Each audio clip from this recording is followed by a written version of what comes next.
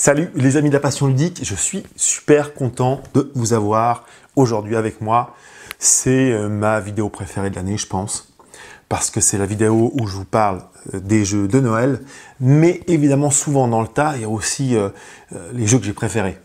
Donc, je vais un peu tricher, par exemple, il y a 2-3 jeux de l'As d'Or qui sont pas tout nouveaux et dont j'ai déjà un peu parlé, mais dont je vais vous reparler parce que ça fait partie de mes jeux préférés. D'ailleurs, vous qui êtes des passionnés et qui nous écoutez, moi je ne peux vous encourager qu'à une seule chose. Vous savez, il y a plus de 1000 jeux qui sortent par an. Pour nous, c'est déjà dur d'y jouer. Pour vous, c'est impossible. Et notre rôle, en tout cas quand on joue, c'est vraiment comme ça qu'on se définit, c'est pouvoir, avec notre passion et les jeux qu'on a aimés, vous faire un petit tri sur ces 1000 jeux qui sortent par an. Alors je ne peux que vous encourager à aller chez votre revendeur de jeux, dans les petits magasins, faites-les vivre. Évidemment que si vous allez dans un grand magasin ou sur Internet ou à la Fnac, oui, vous aurez peut-être les jeux un tout petit peu moins chers, mais un tout petit peu. Mais par contre, dans les magasins spécialisés, vous trouverez des vrais passionnés, des vrais connaisseurs qui vont vous faire un super tri sur ces 1000 jeux et qui vont pouvoir vous conseiller. C'est ça, notre passion à tous. Évidemment. Donc, voilà, jouez et allez dans vos petits magasins. C'est le message que je voulais faire passer. Et on passe tout de suite, allez, à la sélection de Noël. Des nouveautés et puis des jeux, pas nouveaux, mais des As d'Or. D'ailleurs, je commence par eux. Cette année, si vous n'avez pas joué encore à ça, SkyTeam. Il faut y jouer, hein, les amis. As d'Or, enfin non, pas As d'Or, lui il n'est pas As d'Or, pardon. Spiel des Jahres. L'équivalent des As d'Or allemands.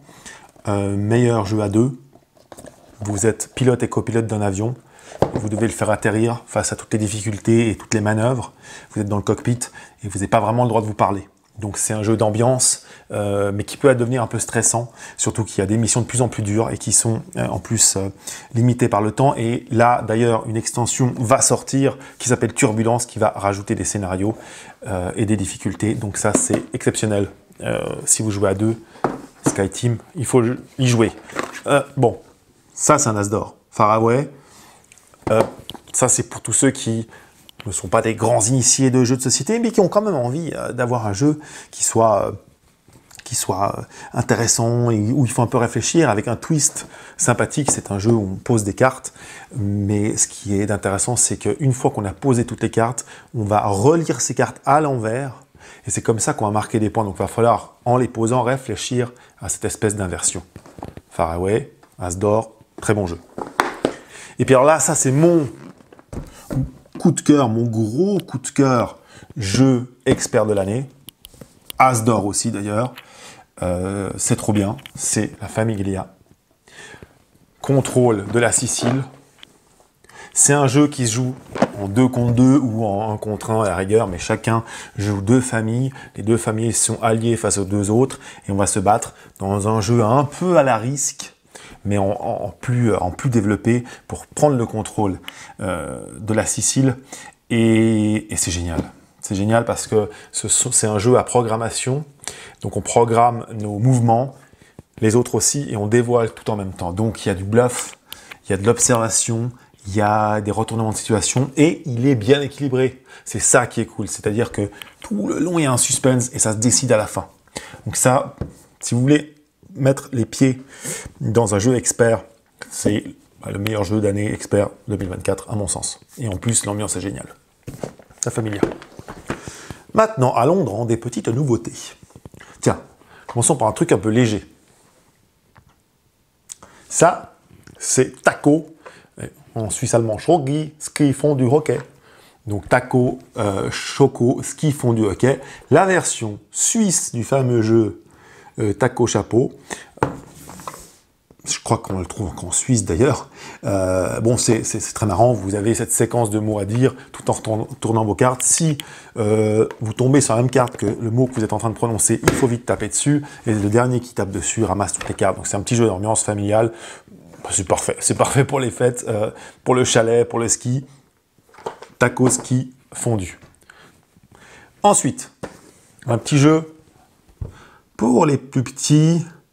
mais qui est quand même intéressant à jouer même quand on est grand. Monsterlicious. Ça, c'est un petit jeu très sympa. Vous avez des cartes et au milieu une rivière, une proposition de plusieurs gâteaux. Vous avez les mêmes cartes que l'adversaire, vous allez les poser face cachée avec des valeurs et vous allez essayer d'avoir la plus grosse des valeurs pour contrôler les gâteaux en face de vous. Certains vous donnent un petit pouvoir, etc. Donc c'est un petit jeu de bluff et d'optimisation de pause. C'est simple, ça va pour les enfants aussi. À 2 joueurs, c'est super. Tiens, à propos de jeu à 2 joueurs, bon, là je vous présente un mastodonte. Seven Wonders Duel, Seigneur des Anneaux. Alors, c'est pas écrit Seven Wonders dessus, mais c'est les mêmes auteurs et le même principe. C'est un relooking de Seven Wonders Duel en mode Seigneur des Anneaux, sauf que ça améliore Seven Wonders Duel, qui était déjà sans doute un des meilleurs jeux de duel existants. Et en plus là, si vous aimez le Seigneur des Anneaux, la thématique fonctionne et tout ce que vous faites est en rapport avec la thématique. Donc on a là un jeu complètement dingue. Bon, c'est le meilleur jeu de duel, pour autant qu'on aime le genre. Voilà, donc ça c'est un immanquable de cette année. En fait, on est très gâtés, les amis, cette année, parce qu'on a quand même de sacrés jeux. Tiens, un autre jeu sympa. Eternitium, jeu de cartes, jeu de pli. Eternitium se démarque des autres jeux du type, parce qu'il y en a beaucoup des jeux de cartes et des jeux de pli, par son design. Un design comme ça, un peu éthéré, très très classieux. L'idée c'est de poser des cartes, d'essayer d'ouvrir des portails en allant plus vite que son adversaire. On peut choisir de ralentir un peu pour ramasser des objets qui ensuite optimiseront notre voyage. C'est un deck building, hein. On améliore notre paquet de cartes et on retire les cartes qu'on a améliorées en essayant d'aller plus vite qu'adversaire. C'est classique, c'est assez simple, mais qu'est-ce qu'il est beau. Donc on aime aussi les beaux objets quand on joue aux jeux de société. Ensuite, pour continuer sur les jeux un peu de cartes et de plis, on a cette nouveauté là, une vraie nouveauté, Château Combo. Château Combo, c'est trop bien pour la famille, pour les amis. C'est un petit jeu, mais qui est très malin. Vous aurez des choix de cartes, vous allez devoir poser un carré devant vous de 3 x 3 cartes, donc 9 cartes. Et évidemment, elles vont interagir entre elles, soit sur les côtés, soit vers le haut, soit par le blason qu'elles portent, etc. Et donc, c'est simplement un choix de cartes, qu'est-ce que vous allez acheter, comment vous allez optimiser. Parfois, peut-être que vous allez vouloir empêcher l'autre d'acheter une carte, donc vous allez un peu l'embêter avec ça. Ça marche très bien, je ferai une vidéo dédiée d'ailleurs. C'est excellent dans le genre, c'est excellent, et ça se joue très bien. Alors, ils disent de 2 à 5, bon, je trouve que 5 c'est un peu trop. Je pense que le chiffre idéal c'est 3 ou 4 pour jouer à ce jeu, mais ça marche bien à 2 aussi. Château Combo, excellent. On va arriver vers des plus grosses boîtes. Tiens, je vous présente Survive the Island. Alors, Survive the Island est en fait une nouvelle version d'un jeu qui s'appelait... Comment il s'appelait d'ailleurs? Island, ou The Island, je crois. C'est un jeu dans lequel on joue des survivants.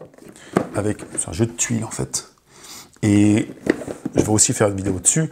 Des tuiles sont posées, on a plusieurs survivants de notre couleur. L'idée, c'est de les faire s'échapper de cette île qui est en train de s'écrouler, dont les tuiles sont en train de partir dans tous les sens et la mer est en train de ronger l'île. Et bien, il va falloir s'échapper pour aller sur la terre ferme, un peu aux alentours, en essayant de sauver ces personnages dont le score est le plus élevé par en dessous. Et il n'y a que vous qui savez où sont vos personnages avec un score élevé, les autres joueurs non. Encore faut-il s'en rappeler. Et vous essayerez de sauver vos personnages et en même temps de faire bouffer les autres par les monstres et les requins qui traînent un peu partout autour de The Island. Donc c'est un jeu un peu de mémoire, un peu de stratégie. C'est un vrai bon jeu familial, quoi. Et ça marche super bien. Island de base était génial. Là, ils ont rajouté des petits monstres pour les interactions. C'est vraiment super comme jeu. C'est un classique. Ah, là, je vais vous présenter une originalité. Ça s'appelle Redwood. Ce jeu est super original. C'est excellent. Comment ça se présente? Regardez, hop, vous avez un plateau rond, qui est en fait un grand paysage, une espèce une région. Et vous allez jouer des personnages qui sont là pour prendre des photos d'animaux et de panoramas. Et la grande originalité, c'est que vous allez devoir imaginer qu'est-ce que le personnage, si vous étiez dans ses yeux, lui verrait devant lui. Et ensuite, vous allez pouvoir bouger votre personnage grâce à, comme vous le voyez ici sur le côté, des gabarits. C'est-à-dire que vous le collez à un personnage, ça vous fait une direction, le personnage ira à cet endroit-là, et ensuite, avec des gabarits de point de vue, c'est-à-dire enfin des optiques en l'occurrence, hein, soit un peu long et resserré, soit plus court et plus ouvert, vous allez prendre une photo. Et donc tout ce qui rentrera sur la carte dans ce gabarit, c'est la photo que vous aurez. Et ensuite, vous marquerez des points par rapport aux éléments qu'il y a dans cette photo-là. C'est du jamais vu, ce truc. C'est hyper original, c'est apaisant, c'est un peu tactique, parce qu'il faut un peu imaginer où est-ce que vous devriez être pour prendre la meilleure des photos, etc. Surveillez un peu ce que font les adversaires pour marquer des points de mission avant eux. C'est trop bien, c'est nature, c'est original. Si vous avez envie d'un truc ludique un peu nouveau, Redwood, c'est trop cool. Allez, il nous reste 2 jeux. Une nouveauté, Tower Up. Alors là, on est dans l'esprit, moi ça me rappelle un peu, par le thème, le fameux jeu Hôtel. Là, c'est pas la même chose, hein. Hôtel était un Monopoly un peu différent. Ici, c'est un jeu un peu de construction de ville, ou de tours. Et c'est surtout un jeu de logique finalement. Vous allez devoir placer des étages de tours à différents endroits de la ville, mais vous ne pourrez, il y aura des conditions de pause évidemment, et vous allez vous battre avec les adversaires pour essayer de poser et d'optimiser vos poses de bâtiments. C'est très malin parce que c'est fin. Il y a des systèmes de couleurs qu'on ne peut pas poser les uns à côté des autres, il y a un système de toit qu'on peut poser, et un système de ramassage des ressources.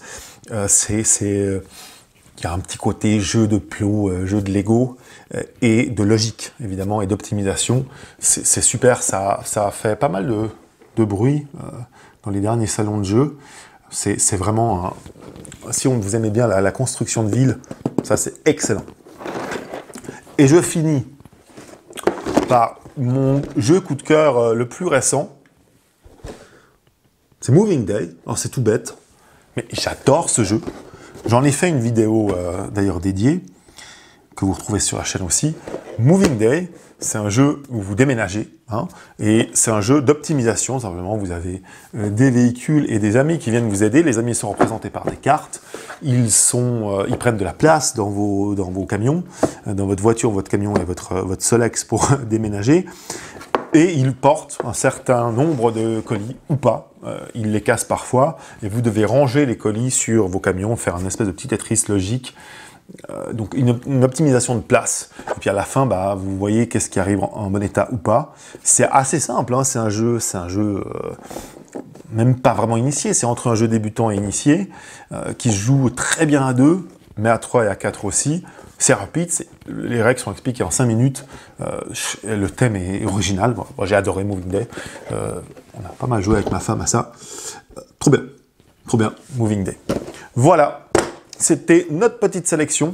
Alors, une petite sélection, mais évidemment, vous pouvez trouver d'autres jeux sur partout, dans les magasins spécialisés où ils vous conseilleront, sur nos vidéos où on vous conseille. Vous pouvez retrouver ces jeux et d'autres sur aquaonjoue.ch, bien évidemment.